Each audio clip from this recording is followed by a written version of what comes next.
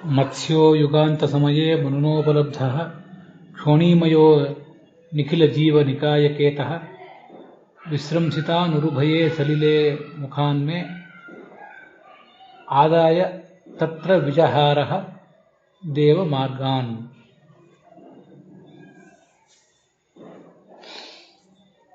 ಶ್ರೀಗುರುಭ್ಯೋ ನಮಃ. ಸರ್ವೇಭ್ಯಃ ತತ್ರ ಭವದ್ಭ್ಯಃ ಶ್ರೋತೃಭ್ಯಃ ಮಹಾಭಾಗವತೇಭ್ಯಃ ಸಪರಿವಾರೇಭ್ಯಃ ಸಕುಟುಂಬೇಭ್ಯಃ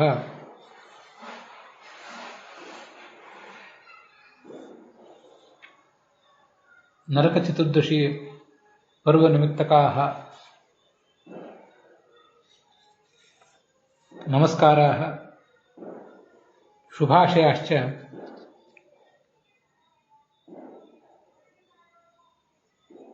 ಸಮರ್ಪ್ಯಂತೆ.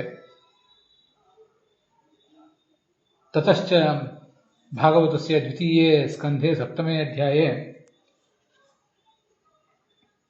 12 ಶ್ಲೋಕಃ. ಭಗವತಃ ಮತ್ಸ್ಯರೂಪಸ್ಯ ಯುಗಾಂತಸಮಯೇ ಮನುನಾ ಉಪಲಬ್ಧಸ್ಯ ಕ್ಷೋಣೀಮಯಸ್ಯ ಸಲಿಲೆ ವಿಸ್ರಂಸಿತಾನ್ ವೇದಮಾರ್ಗಾನ್ ಉದ್ಧೃತವತಃ ಭಗವತಃ ಅವತಾರ ಪ್ರಕಾರಃ ಅತ್ರ ಸಂವರ್ಣಿತೆ.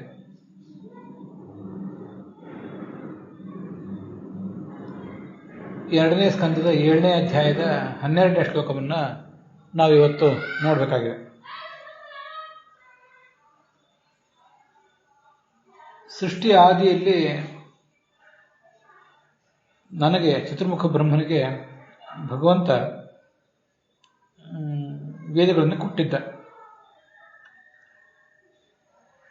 ಯೋ ಬ್ರಹ್ಮಾಣಂ ವಿದಧಾತಿ ಪೂರ್ವಂ ಯೋ ವೈ ವೇದಾಂಶ ಪ್ರಹಿಣೋತಿ ತಸ್ಮೈ ಅಂತ ಚತುರ್ಮುಖ ಬ್ರಹ್ಮನನ್ನು ಸೃಷ್ಟಿಸಿದ, ಮತ್ತೆ ಅವನಿಗೆ ವೇದಗಳನ್ನು ಉಪದೇಶಿಸಿದ್ದ ಅಂತ.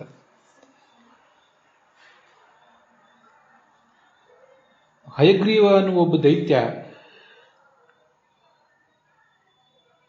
ಆಗ ಆ ವೇದಗಳನ್ನು ಅಪಹಾರ ಮಾಡಿ ಸಮುದ್ರದಲ್ಲಿ ಅಡಗಿಸಿಟ್ಟುಬಿಟ್ಟ.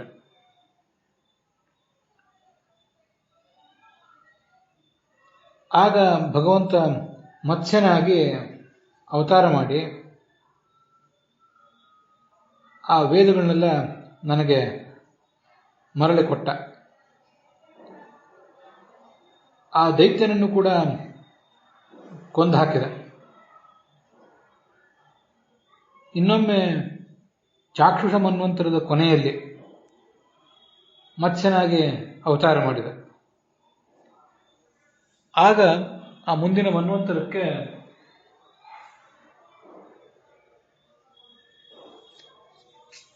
ಅಧಿಪತಿಯಾಗಲಿದ್ದವನು ಈ ಸತ್ಯವ್ರತ ರಾಜ, ಅವನೇ ವೈವಸ್ವತ ಮನು.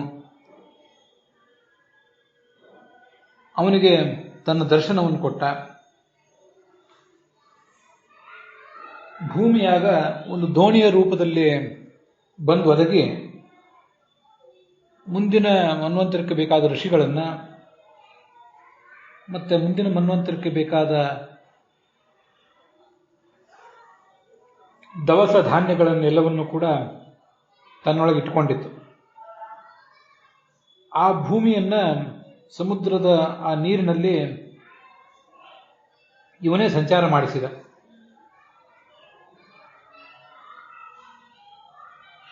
ಬೇರೆ ಕಡೆ ಆ ವಿಷಯ ಬಂದಿದೆ. ಅದೇ ಸಂದರ್ಭದಲ್ಲಿ ಆ ಭಗವಂತ ರಾಜನಿಗೆ ಮತ್ಸ್ಯ ಪುರಾಣವನ್ನು ಬೋಧಿಸಿದ್ದ ಅಂತ. ಹೀಗದು ಆ ಮತ್ಸ್ಯ ಪುರಾಣದ ಮತ್ಸ್ಯ ರೂಪದ ಭಗವಂತನ ಅವತಾರದ ವರ್ಣನ. ಈ ವೈವಸ್ವತಮನು ನೀರಿನಲ್ಲಿ ಆಹ್ನಿಕಕ್ಕಾಗಿ ನಿಂತಿದ್ದಾಗ ಆತನ ಬೊಗಸೆಯಲ್ಲಿ ಸಿಕ್ಕಿತಿ ಮೀನು ಅಂತ ನಾವು ಕಥೆ ಕೇಳಿದ್ದೀವಿ. ಅದನ್ನೇ ಮನುನೋಪಲಬ್ಧ ಅಂತ ಹೀಗೆ ವರ್ಣನೆ ಮಾಡಿದ್ದಾರೆ. ಇಲ್ಲಿ ಕ್ಷೋಣಿಮಯ ಅಂತ ಒಂದು ವಿಶಿಷ್ಟವಾದ ಶಬ್ದ ಇದೆ. ಅದಕ್ಕೆ ಒಬ್ಬೊಬ್ಬರು ಒಂದೊಂದು ರೀತಿ ಅರ್ಥ ಮಾಡಿದ್ದಾರೆ. ಆಚಾರ್ಯರು ಅದಕ್ಕೊಂದು ಅರ್ಥವನ್ನು ಅಂತಿಮವಾಗಿ ತೋರಿಸಿದ್ದಾರೆ. ಕ್ಷೋಣಿಮಯ ಅಂದರೆ ಪೃಥ್ವಿ ಪ್ರಧಾನ ತದಾಶ್ರಯ ಇತ್ಯರ್ಥ. ಪೃಥ್ವಿಗೆ ಆಶ್ರಯನಾಗಿದ್ದ, ಪೃಥ್ವಿಗೆ ಅವನು ಪ್ರಧಾನನಾಗಿದ್ದ, ಅದಕ್ಕೆ ಆಶ್ರಯ ಆಗಿದ್ದ ಅಂತ ಅರ್ಥ ಹೇಳ್ತಾರೆ. ಆದ್ದರಿಂದಲೇ ಪೃಥ್ವಿಯಲ್ಲಿರುವಂತಹ ಎಲ್ಲ ಜೀವರಿಗೂ ಅವನ ಆಶ್ರಯ. ಇದು ಶ್ರೀಧರರ ಅರ್ಥ. ವೀರರಾಘವರ ಅರ್ಥದಲ್ಲಿ ಕ್ಷೋಣಿಮಯ ಅಂದರೆ ಆಗಾಮಿ ಸೃಷ್ಟಿ ಉಪಯೋಗಿ ಪಾರ್ಥಿವ ದ್ರವ್ಯಮಯ, ಪಾರ್ಥಿವ ದ್ರವ್ಯಾಶ್ರಯ ಇತ್ಯರ್ಥ. ಮುಂದಿನ ಸೃಷ್ಟಿಗೆ ಬೇಕಾದಂಥ ಎಲ್ಲ ಬೀಜಗಳು ಅವುಗಳನ್ನೆಲ್ಲ ಇವನೇ ಆಧರಿಸಿಕೊಂಡಿದ್ದ, ಎಲ್ಲ ಜೀವರಿಗೂ ಆಶ್ರಯನಾಗಿದ್ದ. ಒಬ್ಬ ಕೃಷಿಕ ಒಂದಿಷ್ಟು ಬೆಳೆ ಬೆಳೆದ ಮೇಲೆ ಆ ಫಸಲಿನಲ್ಲಿ ಏನೊಂದಿಷ್ಟು ಉಳಿದಿರ್ತದೆ, ಒಂದಿಷ್ಟನ್ನು ತಾನು ಆಹಾರಕ್ಕಾಗಿ ಉಪಯೋಗ ಮಾಡಿ ಮಾರಾಟ ಮಾಡುವುದನ್ನು ಮಾಡಿ ಬೀಜಕ್ಕಾಗಿ ಒಂದಿಷ್ಟನ್ನು ಇಟ್ಕೊಂಡಿರ್ತಾನೆ. ಆ ಬೀಜ ಇದ್ರೇ ಮುಂದಿನ ಬೆಳೆ. ಹಾಗೆ ಮುಂದಿನ ಸೃಷ್ಟಿಗೆ ಬೇಕಾದ ಒಂದಿಷ್ಟು ಬೀಜಗಳು ಅವನ್ನೆಲ್ಲ ಇವನು ಆಧರಿಸಿಕೊಂಡಿದ್ದ ಅಂತ ಅರ್ಥ ಬರೀತಾರೆ. ರಾಧಾಕೃಷ್ಣರ ವ್ಯಾಖ್ಯಾನದಲ್ಲಿ ಮತ್ತೊಂದು ಬೇರೆನೇ ಸ್ವಲ್ಪ ಭಿನ್ನವಾದ ಅರ್ಥ ಕೇಳಿ ಬರ್ತದೆ. ಕ್ಷೋಣಿಮಯ ಅಂದರೆ ಭೂರೂಪ, ಅವನೇ ಭೂಮಿಯ ರೂಪನಾಗಿದ್ದ ಅಂತ. ಅದಕ್ಕಾಗಿ ಆಚಾರ್ಯರು ಏನು ಹೇಳ್ತಾರೆ ಅನ್ನೋದನ್ನು ನಾವು ಆಲಿಸಬೇಕಾಗ್ತದೆ. ಕ್ಷೋಣಿಮಯ ನೌಕಾಶ್ರಯತ್ವಾತ್ ಕ್ಷೋಣಿಮಯ ಅಂತ. ಆ ಪ್ರಳಯ ಕಾಲದಲ್ಲಿ ಎಲ್ಲ ಕಡೆ ನೀರಿತ್ತು. ಈ ಪ್ರಳಯ ಕಾಲ ಅಂದರೆ ಮನ್ವಂತರ ಪ್ರಳಯ, ದಿನಪ್ರಳಯ ಮತ್ತು ಮಹಾಪ್ರಳಯ ಅಂತ 3 ಪ್ರಳಯಗಳಿವೆ. ಅವುಗಳಲ್ಲಿ ಇದು ಮನ್ವಂತರ ಪ್ರಳಯ. ಇದು ಸಾಧಾರಣವಾಗಿ 30 ಕೋಟಿ ವರ್ಷಗಳಿಗೆ ಒಮ್ಮೆ ಒಂದು ಮನ್ವಂತರ ಪ್ರಳಯ ಆಗ್ತದೆ. ಅದಾದಮೇಲೆ ಮುಂದಿನ ಮನ್ವಂತರ ಪ್ರಾರಂಭ ಆಗ್ತದೆ. ಮನ್ವಂತರ ಪ್ರಳಯಕ್ಕಿಂತ ದೊಡ್ಡದು ಈ ಮಹಾಪ್ರಳಯ, ದಿನಪ್ರಳಯ. ಚತುರ್ಮುಖ ಬ್ರಹ್ಮನ ಒಂದು ದಿನ ಅಲ್ಲಿಗೆ ಮುಗಿದಿರ್ತದೆ ಮತ್ತು ರಾತ್ರಿ ಪ್ರಾರಂಭ ಆಗ್ತದೆ. 432 ಕೋಟಿ ವರ್ಷದ ಒಂದು ದಿನ ಚತುರ್ಮುಖ ಬ್ರಹ್ಮಂದು. ಹಾಗೇನೆ 432 ಕೋಟಿ ವರ್ಷದ ಒಂದು ಹಗಲು ಕೂಡ, ಒಂದು ರಾತ್ರಿಯೂ ಕೂಡ ಚತುರ್ಮುಖ ಬ್ರಹ್ಮಂದು ಇರ್ತದೆ. ಚತುರ್ಮುಖ ಬ್ರಹ್ಮನ ಒಂದು ದಿವಸ ಆದ ಮೇಲೆ ಒಮ್ಮೆ ಪ್ರಳಯ ಆಗ್ತದೆ. ಅದನ್ನ ದಿನಪ್ರಳಯ ಅಂತಾರೆ. ಆ ಚತುರ್ಮುಖ ಬ್ರಹ್ಮನ ಒಂದು ದಿನದಲ್ಲಿಯೇ ಒಟ್ಟು 14 ಕಲ್ಪಗಳು ಇರ್ತವೆ. ಅಲ್ಲಿ ಆ ಕಲ್ಪ ಅಂದ್ರೆ ಏನು, ಮನ್ವಂತರ ಅಂದ್ರೆ ಏನು ಅಂತ ನಾವು ಬೇಕಾದಷ್ಟು ಬಾರಿ ಹಿಂದೆ ನೋಡಿದ್ದೀವಿ. ಈಗ ಇನ್ನೊಂದು ಬಾರಿ ನೋಡೋಣ. ಕೃತ, ತ್ರೇತ, ದ್ವಾಪರ ಮತ್ತು ಕಲಿ, ಇವು 4 ಒಂದು ಬಾರಿ ತಂದರೆ ಅದು ಒಂದೊಂದು ಮಹಾಯುಗ ಅಂತಾರೆ. 43,20,000 ವರ್ಷದ ಅವಧಿ ಒಂದು ಮಹಾಯುಗ ಅಂದರೆ. ಇಂಥ 71 ಮಹಾಯುಗ ಆದರೆ ಅದು ಒಂದು ಮನ್ವಂತರ. ಅದು ಸುಮಾರು 30 ಕೋಟಿ ವರ್ಷದ್ದಾಗಿರ್ತದೆ. ಇಂಥ 14 ಮನ್ವಂತರಗಳಾದರೆ ಅದು ಒಂದು ಕಲ್ಪ.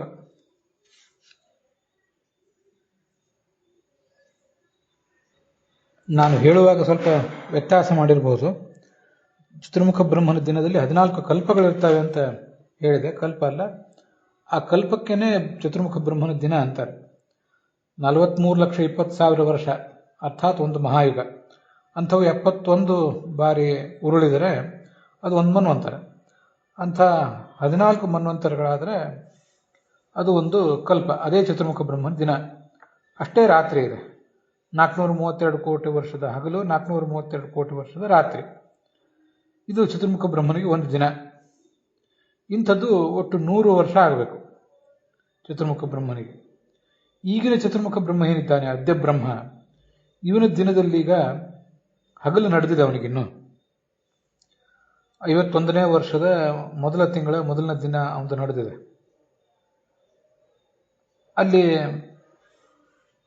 ಸ್ವಯಂಭುವ, ಸಾರೋಚಿಷ, ಉತ್ತಮ, ತಾಪಸ, ರೈವತ ಮತ್ತು ಚಾಕ್ಷುಷ ಅನ್ನುವ 7 ಮನ್ವಂತರಗಳು ಸಂಧಿ ಹೋಗಿವೆ. ಆ 7ನೇ ಮನ್ವಂತರದ ಕೊನೆಗೇನೆ ಈ ಮತ್ಸ್ಯರೂಪದ ಅವತಾರದ ಕಥೆ ಬಂದಿರೋದು, ಅಲ್ಲೇ ನಡೆದದ್ದು. ಈಗ ಇರುವವನು 7ನೇ ಸಪ್ತಮ ವೈವಸ್ವತ ಮನು. ಆ ವೈವಸ್ವತ ಮನ್ವಂತರದಲ್ಲಿ 71 ಮಹಾಯುಗಗಳ ಪೈಕಿ 7 ಮಹಾಯುಗಗಳು, 27 ಮಹಾಯುಗಗಳು ಈಗಾಗಿ ಹೋಗಿವೆ. 28ನೇ ಮಹಾಯುಗ ನಡೆದಿದೆ. ಅದರಲ್ಲಿ ತ್ರೇತಾ, ಕೃತ ಮತ್ತು ದ್ವಾಪರಗಳು ಮುಗಿದಿವೆ. ಒಂದು ಕಲಿಯುಗ ಈಗ ನಡೆದಿದೆ. ಇದಿಷ್ಟು ಕಾಲಗಣನೆ. ಈ ಮನ್ವಂತರ ಪ್ರಳಯ ಅನ್ನೋದು ಸುಮಾರು 1,500 ವರ್ಷ 2,000 ವರ್ಷದ್ದೇ ಆಗಿರುತ್ತದೆ. ಅದನ್ನು ಮುಂದೆ ನಾವು ನೋಡೋರಿದ್ದೇವೆ. ದಿನಪ್ರಳಯ ಅನ್ನೋದು 432 ಕೋಟಿ ವರ್ಷದ್ದಾಗಿರ್ತದೆ. ಮಹಾಪ್ರಳಯ ಅನ್ನೋದು 31,104,000 ಕೋಟಿ ವರ್ಷದ್ದಾಗಿರ್ತದೆ. ಚತುರ್ಮುಖ ಬ್ರಹ್ಮನ 100 ವರ್ಷ 31,104,000 ಕೋಟಿ ವರ್ಷ ಅಷ್ಟೇ. ಅವನ ಈಗಿನ ಚತುರ್ಮುಖ ಬ್ರಹ್ಮ ಮುಕ್ತನಾದ ಮೇಲೆ ಅಷ್ಟೇ ಪ್ರಳಯವೂ ಕೂಡ ಇದೆ. ಈಗಿಲ್ಲಿ ನಡೆದದ್ದು ಮನ್ವಂತರ ಪ್ರಳಯ. ಆಗ ಸುಮಾರು 1,500 ವರ್ಷದ ಅವಧಿಯಲ್ಲಿ ಆ ಭೂಮಿ ನೌಕೆಯ ರೂಪವನ್ನು ತಾಳಿತು. ಅದರಲ್ಲಿ ಈ ದವಸ ಧಾನ್ಯ ಬೀಜಗಳನ್ನೆಲ್ಲ ಇಟ್ಟರು. ಮುಂದಿನ ಸಪ್ತರ್ಷಿಗಳು ಕೂಡ ಅದರಲ್ಲಿ ಹತ್ತಿದರು. ಮತ್ತು ವೈವಸ್ವತ ಮನುವು ಕೂಡ ಅದರಲ್ಲಿದ್ದ. ಆ ಮತ್ಸ್ಯರ ರೂಪದ ಭಗವಂತನ ಕೊಂಬಿಗೆ ಒಂದು ಹಗ್ಗವನ್ನು ಬಿಗಿದು ಈ ದೋಣಿಯನ್ನು ಕಟ್ಟಿದರು. ಅವನು ಎಲ್ಲ ಕಡೆ ಅದನ್ನು ದೋಣಿಯನ್ನು ತಿರುಗಾಡಿಸಿದ. ನಂತರ ಆ ಪ್ರಳಯದ ಅಬ್ಬರ ಇಳಿಯಿತು. ಮುಂದಿನ ಮನ್ವಂತರ ಪ್ರಾರಂಭ ಆಯಿತು. ಅದಕ್ಕೆ ಆಚಾರ್ಯರು ಕ್ಷೋಣಿಮಯ ನೌಕಾಶ್ರಯತ್ವ ಕ್ಷೋಣಿಮಯ. ಭೂಮಿ ಎನ್ನುವುದೇ ನೌಕೆಯ ರೂಪದಲ್ಲಿತ್ತು. ಅಂಥ ನೌಕೆಗೆ ಇವನು ಆಶ್ರಯನಾಗಿದ್ದ. ಆದ್ದರಿಂದ ಇವನನ್ನು ಕ್ಷೋಣಿಮಯ ಅಂತ ಹೀಗೆ ಹೇಳ್ತಾರಷ್ಟೆ.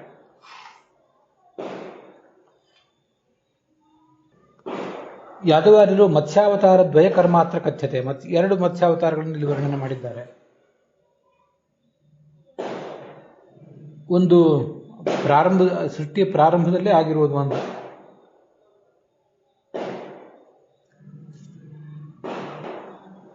ಆಗ ಆ ಭಗವಂತನ ಮುಖದಿಂದ ವೇದಗಳು ಏನು ಹೊರಗೆ ಬಂದಿದ್ದವೋ ಅದನ್ನು ಅಪಹಾರ ಮಾಡಿದ ಹಯಗ್ರೀವೆಂಬ ದೈತ್ಯನನ್ನ ಕೊಂದು ಅದನ್ನು ಮತ್ತೆ ಮರಳಿಗೆ ಚತುರ್ಮುಖ ಬ್ರಹ್ಮನಿಗೆ ಕೊಟ್ಟದ್ದು. ಅದು ವಿಜಯಧ್ವಜರ ವ್ಯಾಖ್ಯಾನದಲ್ಲೂ ಯಾದವಾರ್ಯರ ವ್ಯಾಖ್ಯಾನದಲ್ಲೂ ನಮಗೆ ಕಂಡು ಬರ್ತದೆ.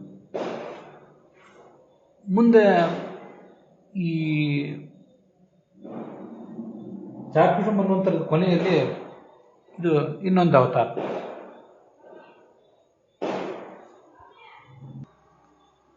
ಮುಂದೆ ಕೂರ್ಮ ರೂಪದ ವರ್ಣನೆ ಮಾಡ್ತಾರೆ. ಕ್ಷೀರೋದಧವು ಅಂತ ಶ್ಲೋಕದಿಂದ. ದೇವಾಸುರರೆಲ್ಲ ಅಮೃತದ ಪ್ರಾಪ್ತಿಗಾಗಿ ಕ್ಷೀರ ಸಮುದ್ರ ಮಥನ ಮಾಡಿದ್ರು. ಅಲ್ಲಿ ಕಡಗೋಲಿನ ರೂಪದಲ್ಲಿದ್ದ ಮಂದರ ಪರ್ವತ ಕೆಳಗೆ ಮುಳುಗಲಿಕ್ಕೆ ತೊಡಗಿತು. ಭಗವಂತ ಅದನ್ನು ಕೂರ್ಮ ರೂಪದಿಂದ ಬೆನ್ನ ಮೇಲೆ ಹೊತ್ತ. ಬೆಟ್ಟವನ್ನು ಬೆನ್ನ ಮೇಲೆ ಇಟ್ಟಾಗ ಅದರಿಂದ ಏನೂ ಅವನಿಗೆ ಭಾರ ಅನಿಸಲಿಲ್ಲ, ಶ್ರಮ ಅನಿಸಲಿಲ್ಲ. ಹೊರತು ಆ ಬೆನ್ನ ಮೇಲೆ ಏನಾದರೂ ತುರಿಕೆ ಬಂದಾಗ ಅದನ್ನ ಸ್ವಲ್ಪ ತುರಿಸಿದಂತಾಯಿತು. ಬೆಟ್ಟದ ಸಂಘರ್ಷದಿಂದ ಆ ಬಂದ ತುರಿಕೆಗೆ ಒಂದು ಶಾಂತಿ ಸಿಕ್ಕಿತು. ಆದ್ದರಿಂದ ಯೋಗ ನಿದ್ರೆ ಅವನು ಪ್ರಾರಂಭ ಮಾಡಿದ. ಅವನ ಕಣ್ಣುಗಳು ಅರ್ಧ ಮುಚ್ಚಿಕೊಂಡವಷ್ಟೇ, ಹೊರತು ಅವನಿಗೆ ಅದರಿಂದ ಶ್ರಮವೇನೂ ಆಗಲಿಲ್ಲ ಅಂತ ಅವನ ಮಹಿಮೆಯನ್ನು ವರ್ಣನೆ ಮಾಡ್ತಾರೆ.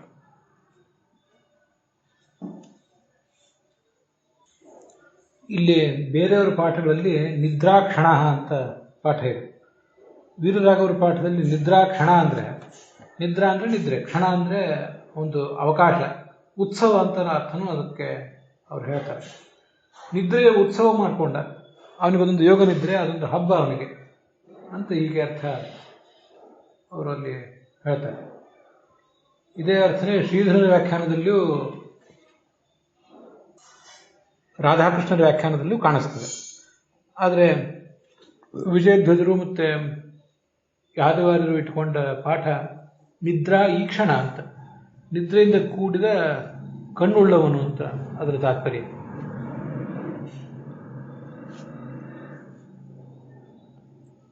ನಿದ್ರೆಯ ಈಶನ್ ಮೀಲಿತ ನೇತ್ರ ಅಂತ ವಿಜಯಧ್ವಜರು ಅರ್ಥ ಬರೀತಾರೆ. ಅದನ್ನೇ ಅನುಸರಿಸಿದ್ದಾರೆ ಯಾದವಾರ್ಯರು ಕೂಡ.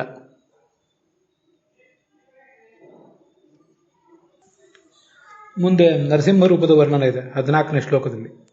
ತ್ರೈವಿಷ್ಟಪೋರು ಭಯಹಾರಿ ನೃಸಿಂಹರೂಪಂ ಕೃತ್ವಾ ಭ್ರಮದ್ಭ್ರುಕುಟಿ ದಂಷ್ಟಕರಾಲವಕ್ತ್ರಂ ದೈತ್ಯೇಂದ್ರಮಾಶು ಗದಯಾಭಿಪತಂತಮಾರಾತ್ ಊರೌ ನಿಪಾತ್ಯ ವಿದದಾರ ನಖೈಃ ಸ್ಫುರಂತಂ. ದೇವತೆಗಳಿಗೆ ಹಿರಣ್ಯಕಶಿಪುವಿನಿಂದ ದೊಡ್ಡ ಒಂದು ಭಯ ಬಂದು ಒದಗಿತ್ತಲ್ಲ, ಅದನ್ನು ಪರಿಹಾರ ಮಾಡಬೇಕೆಂಬ ದೃಷ್ಟಿಯಿಂದ ಭಗವಂತ ನರಸಿಂಹ ರೂಪವನ್ನು ತಾಳಿದ. ಅವನ ಆ ಗಂಟಿಕ್ಕಿದ ಹುಬ್ಬು, ಕೋರೆ ಹಲ್ಲುಗಳು ಇದರಿಂದ ಭಯಾನಕವಾದ ಮುಖ ಆಗಿತ್ತು. ಇವನನ್ನು ಎದುರಿಸಬೇಕು ಅಂತ ಕೈಯಲ್ಲಿ ಗದೆ ಹಿಡಿದು ಏರಿ ಬಂದ ಆ ಹಿರಣ್ಯಕಶಿಪು ಅವನನ್ನ ಕೂಡಲೇ ಕೈಯಿಂದ ಹಿಡಿದು ತೊಡೆಯ ಮೇಲೆ ಇಟ್ಟುಕೊಂಡು ಉಗುರುಗಳಿಂದ ಸೀಳಿ ಹಾಕಿದ ಅಂತ ಆ 14ನೆಯ ಶ್ಲೋಕ. ಈ ಶ್ಲೋಕಕ್ಕೆ ಸಂಬಂಧಪಟ್ಟಂತೆ ವಿಜಯಧ್ವಜರ, ಯಾದವಾರ್ಯರ ಮತ್ತು ಉಳಿದ ವ್ಯಾಖ್ಯಾನಗಳಲ್ಲಿ ನಾವು ನೋಡಬೇಕಾದಂಥ ಮಹತ್ವದ ಅಂಶ ಏನೂ ಇಲ್ಲ. ಮುಂದೆ 15 ಮತ್ತು 16ನೇ ಶ್ಲೋಕಗಳಿಂದ ಗಜೇಂದ್ರ ವರದನಾದ ಭಗವಂತನ ಅವತಾರವನ್ನು ವರ್ಣನೆ ಮಾಡ್ತಾರೆ. ಸರೋವರ ಒಂದರಲ್ಲಿ ಆನೆ ತುಂಬ ಆಪತ್ತಿಗೆ ಸಿಕ್ಕಿತ್ತು. ಬಲಿಷ್ಠವಾದ ಮೊಸಳೆ ಅದನ್ನು ಹಿಡಿದು ಎಳಿತಾ ಇತ್ತು. ಒಂದು ಕೈಯಲ್ಲಿ ಕಮಲದ ಹೂವನ್ನು ಕಿತ್ತಿಕೊಂಡಿತ್ತು ಆ ಆನೆ. ಆದಿಪುರುಷನೇ, ಸಮಸ್ತ ಜಗತ್ತಿನ ಒಡೆಯನೇ, ಪವಿತ್ರವಾದ ಕೀರ್ತಿ ಉಳ್ಳವನೇ, ನಮ್ಮ ಕಿವಿಗೆ ಮಂಗಲಕರವಾದ ನಾಮ ಉಳ್ಳವನೇ ಅಂತ ಉಚ್ಚರಿಸಿದ. ಆಗ ತಾಪಸ ಮನುವಾಗಿ ಅವತಾರ ಮಾಡಿದ್ದಂಥ ಈ ಚಕ್ರಧಾರಿಯಾದ ಭಗವಂತ, ಹರಿ ಎಂಬ ಭಗವಂತ, ತನ್ನನ್ನು ಶರಣು ಹೊಂದಿದಂತಹ ಗಜೇಂದ್ರನನ್ನ ಬಿಡಿಸಬೇಕು, ಅವನು ಬಂದ ಆಪತ್ತನ್ನು ನಿವಾರಿಸಬೇಕು ಅಂತ ಆಲೋಚನೆ ಮಾಡಿ ಹಕ್ಕಿಯ ಹೆಗಲೇರಿ ಬಂದ. ಕೈಯಲ್ಲಿದ್ದ ಚಕ್ರದಿಂದ ಮೊಸಳೆಯ ಬಾಯಿಯನ್ನು ಕತ್ತರಿಸಿದ. ಗಜೇಂದ್ರನನ್ನ ಸೊಂಡಿಲಿನಿಂದ ಹಿಡಿದು ಎತ್ತಿದ. ಚಿಕ್ಕ ಮಕ್ಕಳನ್ನ ಒಬ್ಬ ಹಿರಿಯನಾದವನು ಎತ್ತುವಂತೆ ಅಂತ ಅಲ್ಲಿ ಏನು ಉದಾಹರಣೆ ಹೇಳಿದೆ ಅದು ಕೊನೆಗೆ ನಾನು ಹೇಳಿದೆ. ಅಲ್ಲಿ ಹಾಗಿಲ್ಲ. ಇದಕ್ಕೆ ವ್ಯಾಖ್ಯಾನ ಯಾರ್ಯಾರ್ದು ಏನೇನಿದೆ ಅಂತ ಅನ್ನೋದನ್ನ ನಾವೀಗ ಒಂದು ಸ್ವಲ್ಪ ನೋಡಬೇಕು. ಆಚಾರ್ಯರು ಮತ್ಸ್ಯ ಪುರಾಣದ ಒಂದು ಆಧಾರವನ್ನು ಕೂಡ ಇದಕ್ಕೆ ಕೊಟ್ಟಿದ್ದಾರೆ.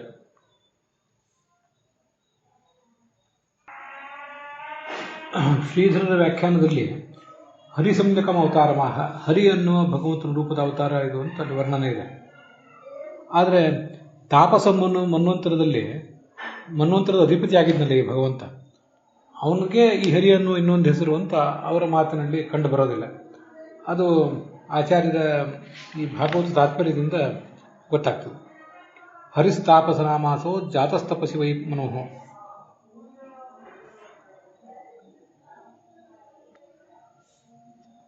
ಗಜೇಂದ್ರ ಮೋಚಯಾಮಾಸ ಸಸರ್ಜ ಜಗದ್ವಿಭು. ಪ್ರಿಯವ್ರತ ರಾಜ ಮತ್ತು ಉತ್ತಾನಪಾದ ಅಂತ ಅವರಿಬ್ಬರು ಸಹೋದರರು. ಆ ಪ್ರಿಯವ್ರತ ರಾಜ ತಪಸ್ಸು ಮಾಡಿದಾಗ ಈ ಹರಿರೂಪದ ಭಗವಂತನ ಅಲ್ಲಿ ಹುಟ್ಟಿದಾದ್ರಿಂದ, ತಪಸ್ಸು ನಡೆದಾಗ ಹುಟ್ಟಿದ್ರಿಂದ ಅವನಿಗೆ ತಾಪಸ ಅಂತನೂ ಹೆಸರಿದೆ.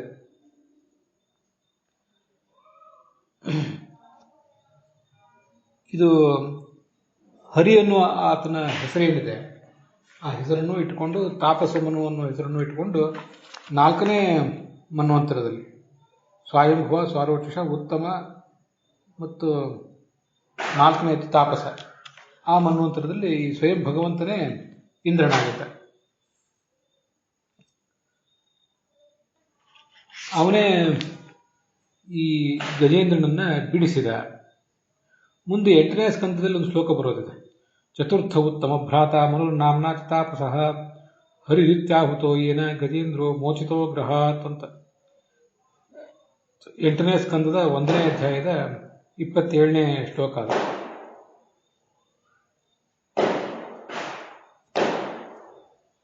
ಆ ಶ್ಲೋಕದಲ್ಲಿ ಆ ಉತ್ತಮನ ಸಹೋದರ ಇವನು. ಉತ್ತಮ ಅನ್ನುವನು ಮೂರನೇ ಮನ್ವಂತರದ ಅಧಿಪತಿ. ಸ್ವಯಂಭವ, ಸಾರೋಟ, ಆಮೇಲೆ ಉತ್ತಮ, ಮುಂದೆ ನಾಲ್ಕನೇದು ತಾಪಸ. ಆ ಉತ್ತಮನ ಸಹೋದರನಾಗಿ ಈ ಭಗವಂತ ಜನಿಸಿದ್ದ. ನಾಮನಾಥ ತಾಪಸ, ಅವನಿಗೆ ತಾಪಸ ಮನುವಂತನೂ ಹೆಸರಿತ್ತು.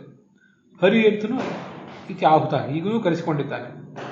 ಏನೇ ಗಜೇಂದ್ರೋ ಮೋಚಿತೋ ಗ್ರಹಾತ್, ಮೊಸಳೆಯ ಬಾಯಿಯಿಂದ ಆನೆಯನ್ನು ಬಿಡಿಸಿದವನು ಇವನೇ ಅಂತ ಅದರ ತಾತ್ಪರ್ಯ. ಇಷ್ಟಾದರೂ ಕೂಡ ವ್ಯಾಖ್ಯಾನಕಾರರ ನಡುವೆನೆ, ಬೇರೆ ವ್ಯಾಖ್ಯಾನಕಾರರಲ್ಲ, ನಮ್ಮ ಆಚಾರ್ಯರ ಅನುಯಾಯಿಗಳಾದ ವ್ಯಾಖ್ಯಾನಕಾರರಲ್ಲಿ ಅದರ ಬಗ್ಗೆ ಒಂದು ಸಣ್ಣ ಭಿನ್ನಾಭಿಪ್ರಾಯ ಇದ್ದಂತೆ ಕಾಣಿಸ್ತದೆ. ಹರಿಯೇ ತಾಪಸ, ಹರಿ ಮತ್ತು ತಾಪಸ ಅನ್ನುವುದು ಎರಡೂ ಕೂಡ ಒಬ್ಬನಿಗೆ ಹೆಸರುಗಳು ಅನ್ನುವುದನ್ನು ಎಲ್ಲರೂ ಕೂಡ ಒಪ್ಪಿದಂತೆ ಕಾಣಿಸೋದಿಲ್ಲ.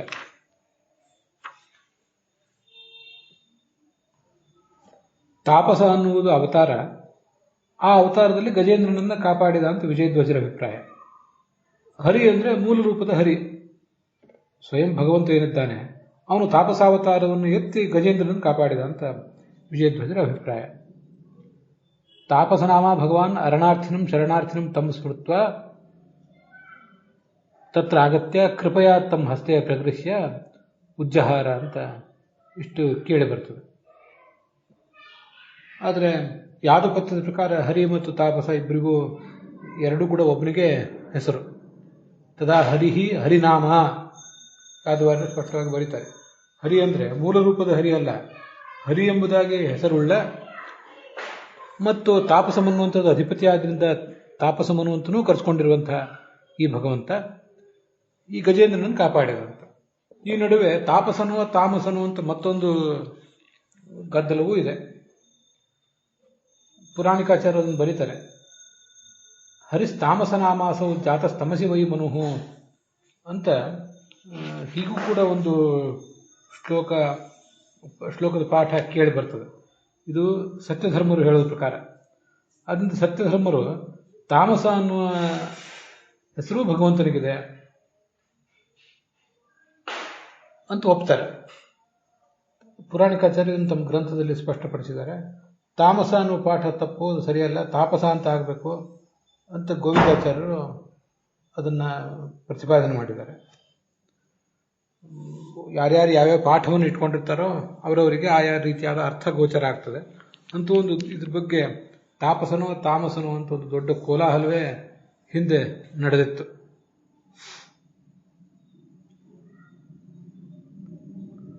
ಛಲಾರ್ಯ ಆಚಾರ್ಯರು ಅಂತ ಅವರು ಒಬ್ಬರು ವ್ಯಾಖ್ಯಾನಕಾರರು, ಗಜೇಂದ್ರ ಬರದ ಹರಿ ನಾಲ್ಕನೇ ತಾಪಸಮನು ಅವನು ಬೇರೆಯವನು ಅಂತ ಹೀಗೆ ಹೇಳ್ತಾರೆ.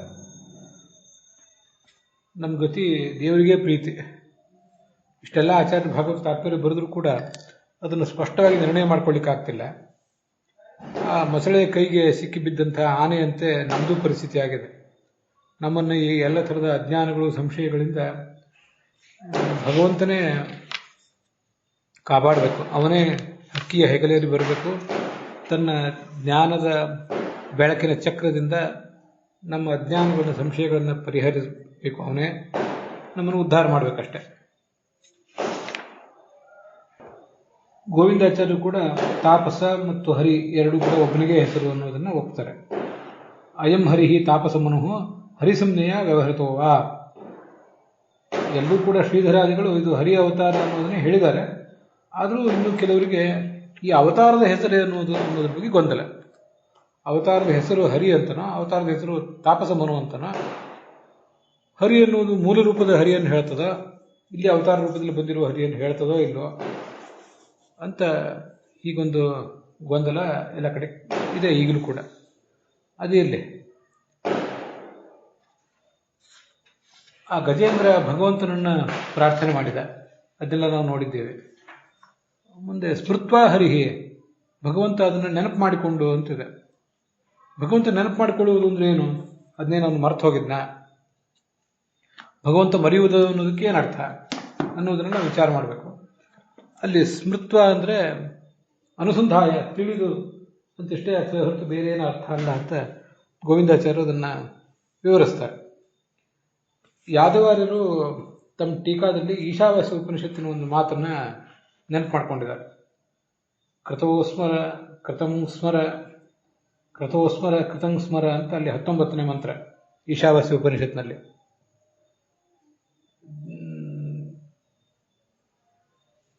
ಜ್ಞಾನಾನಂದಾತ್ಮಕನಾದ ಭಗವಂತನೇ, ನಾನು ಮಾಡಿದ ಧ್ಯಾನ, ಮನನ, ಶ್ರವಣ ಇತ್ಯಾದಿ ಕರ್ಮಗಳಿಂದ ನೀನು ನನಗೆ ಅನುಗ್ರಹ ಮಾಡಲಿಕ್ಕಾಗಿ ಉನ್ಮುಖನಾಗುವಂತ. ಸ್ಮರ ಅಂದರೆ ನೆನಪು ಮಾಡಿಕೊಳ್ಳುವಂತ ಅರ್ಥ ಅಲ್ಲ. ಸಾಮಾನ್ಯವಾಗಿ ನಮಗೇನು ನೆನಪಿಗೆ ಬರ್ತದೆ, ಒಂದು ವಿಷಯವನ್ನು ನಾವು ತಿಳಿದಿದ್ದರಿಂದ ಒಂದು ಸಂಸ್ಕಾರ ನಮ್ಮ ತಲೆಯಲ್ಲಿ ಕೂತಿದೆ. ಅದು ಸಂಸ್ಕಾರ ಅನ್ನುವುದು ಯಾವುದೋ ಒಂದು ಕಾಲದಲ್ಲಿ ನೆನಪಿಗೆ ಕಾರಣ ಆಗ್ತದೆ. ಭಗವಂತನಿಗೆ ಹೀಗಲ್ಲ, ಎಲ್ಲವನ್ನೂ ಪ್ರತ್ಯಕ್ಷತಃ ಕಾಣುವವನು. ಆದ್ದರಿಂದ ಅವನಿಗೆ ಈ ಸ್ಮರಣೆ ಅಂತ ಅನ್ನುವುದಿಲ್ಲ. ನಿತ್ಯಜ್ಞಾನಸ್ಯ ಭಗವತಃ ಸಂಸ್ಕಾರಜನ್ಯ ಜ್ಞಾನರೂಪ ಸ್ಮರಣ ಅಭಾವಾತ್. ಸಂಸ್ಕಾರದಿಂದ ಹುಟ್ಟುವ ಜ್ಞಾನ ಅಂದ್ರೆ ಈ ಸ್ಮರಣೆ. ಅಂಥದ್ದು ಸ್ಮರಣ ಭಗವಂತನಿಗಿಲ್ಲ. ಆದ್ದರಿಂದ ಅಲ್ಲಿ ಸ್ಮರಿಸುವುದು ಅಂದರೆ ಅನುಗ್ರಹ ಮುನ್ಮುಖನಾಗುವುದು ಅಂತ ಅದರ ತಾತ್ಪರ್ಯ. ಭಕ್ತಾನಾಂ ಸ್ಮರಣಂ ವಿಷ್ಣೋ ನಿತ್ಯಜ್ಞಪ್ತಿ ಸ್ವರೂಪತಃ ಅನುಗ್ರಹೋನ್ಮುಖತ್ವಂತು ನೈವಾನ್ಯತ್ ಕಿಂಚಿದಿಶ್ಯತೆ. ಅವನು ನಿತ್ಯ ಜ್ಞಾನ ಸ್ವರೂಪ. ಅವನಿಗೆ ಸ್ಮರಣೆ ಅಂದ್ರೆ ಏನು ಅಂದ್ರೆ ಭಕ್ತರನ್ನು ಅವನು ಸ್ಮರಿಸುವುದು ಅಂದರೆ ಭಕ್ತರಿಗೆ ಅನುಗ್ರಹ ಮಾಡಲಿಕ್ಕೆ ಉನ್ಮುಖನಾಗುವುದು ಅಂತ ಅಷ್ಟೇ ತಾತ್ಪರ್ಯ. ಅದರಿಂದ ಇಲ್ಲೂ ಕೂಡ ಸ್ಮೃತ್ವ ಅಂದರೆ ಅದನ್ನ ತಿಳಿದು ಅನುಗ್ರಹ ಮಾಡಲಿಕ್ಕಾಗಿ ಧಾವಿಸಿ ಬರುವುದು ಅಂತ ಹೀಗಾದ್ರೆ ಅಭಿಪ್ರಾಯವನ್ನು ತಿಳ್ಕೊಳ್ಬೇಕು. ಹಸ್ತೇ ಪ್ರಗಸ್ಯ ಅಂತಿದೆ. ಆ ಆನೆಯ ಸೊಂಡಲನ್ನು ಹಿಡಿದು ಮೇಲೆತ್ತಿದ ಅಂತ ಒಂದು ಅರ್ಥ. ಅಥವಾ ತನ್ನ ಕೈಯಲ್ಲಿ ಆ ಆನೆಯನ್ನ ಹಿಡಿದ, ಹಸ್ತೆ ಸ್ವಹಸ್ತೆ, ತನ್ನ ಕೈಯಿಂದ ಆನೆಯನ್ನು ಹಿಡಿದು ಮೇಲೆತ್ತಿದ ಅಂತ ಅರ್ಥ ಒಂದಾಗಬಹುದು. ಇನ್ನೊಂದು ಆನೆಯ ಸೊಂಡಿಲನ್ನೇ ತನ್ನ ಕೈಯಿಂದ ಹಿಡಿದು ಮೇಲೆತ್ತಿದ ಅಂತ ಮತ್ತೊಂದು ಅರ್ಥನೂ ಕೂಡ ಆಗಬಹುದು. ಅಲ್ಲಿಗೆ 16ನೇ ಶ್ಲೋಕದ ವಿವರದೊಂದಿಗೆ ಇವತ್ತಿನ ಈ ಭಾಗ ಸಮಾಪ್ತವಾಗಿದೆ. ಹುಸಿಯ ನಾಡಿ ಹೊಟ್ಟೆ ಹೊರವ ವಿಷಯದಲ್ಲಿ ರಸಿಕನೆಂದು ಹುಸಿಗೆ ಹಾಕಿದ್ರು ಇನ್ನು ಋಷಿಕೇಶನೆ, ಈಶನಿನ್ನ ಚರಣ ಭಜನೆ ಆಸೆಯಿಂದ ಮಾಡುವೆ, ದೋಷ ರಾಶಿ ನಾಶ ಮಾಡು ಶ್ರೀಶಕೇಶವ. ಶ್ರೀಕೃಷ್ಣಾರ್ಪಣಮಸ್ತು.